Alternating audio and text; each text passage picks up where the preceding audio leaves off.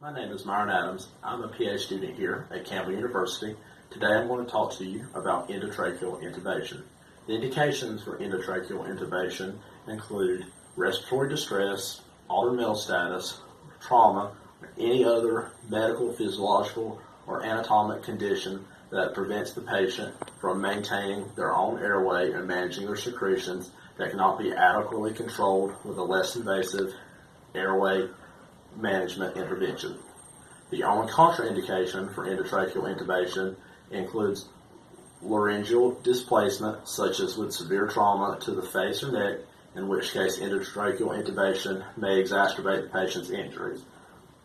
Potential complications of endotracheal intubation include vomiting, aspiration, damage to the teeth, lips, tongue, palate, potential injury to and paralysis off the vocal cords, potential for damage to the structures of the neck and throat and cervical spine injury, as well as the potential for post-traumatic stress disorder if the patient can remember the procedure as it is highly invasive. For the process of endotracheal intubation, we'll need a laryngoscope. This one has a curved blade and a light attached to the end. A endotracheal intubation tube. This one also has a stylet that is used to help shape the tube to fit the patient's airway more appropriately to help you place the intubation tube through the patient's vocal cords. And you also will need a 10 cc syringe to inflate the cuff on the endotracheal intubation tube. So this works by using the laryngoscope to open the patient's mouth and lift their tongue so that the glottis can be visualized. You will then, while visualizing the vocal cords, pass the intubation tube through the vocal cords and have your syringe ready to inflate the balloon on the endotracheal intubation tube, ET tube for short. I always like to test them before I use them to make sure that the balloon inflates properly. So now, let's begin.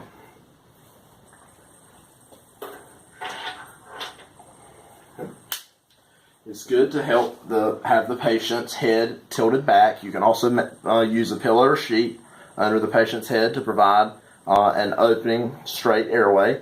You can only do this and manipulate the patient's neck if you don't have a suspicion for a cervical spine injury. So I will begin with locking the blade in place, turning my light on, holding the blade into my left hand, and lifting the patient's tongue like so.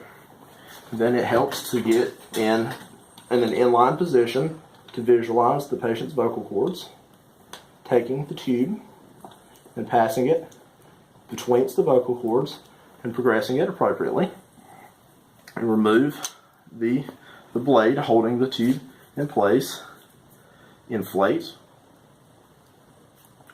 the catheter. Remove your stylet.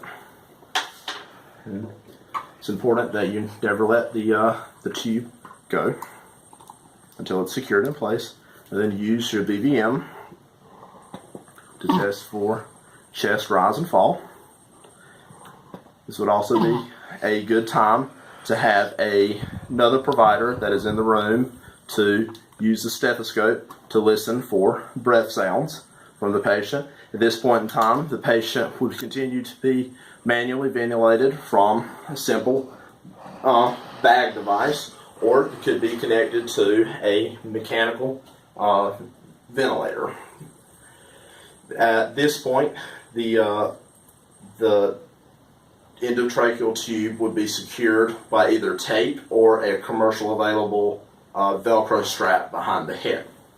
The follow-up care is to prevent the tube from being dislodged by taping it in place or using a strap to secure it, to use a stethoscope to oscillate for breath sounds to confirm tube placement, to use a chest x-ray to further confirm tube placement, and for the patient's well-being, use appropriate sedation and analgesia to provide the comfort the patient needs, which may be including neuromuscular blockade for a rapid sequencing. Thanks for your time and attention. I hope you found this video enjoyable and educational. Thank you.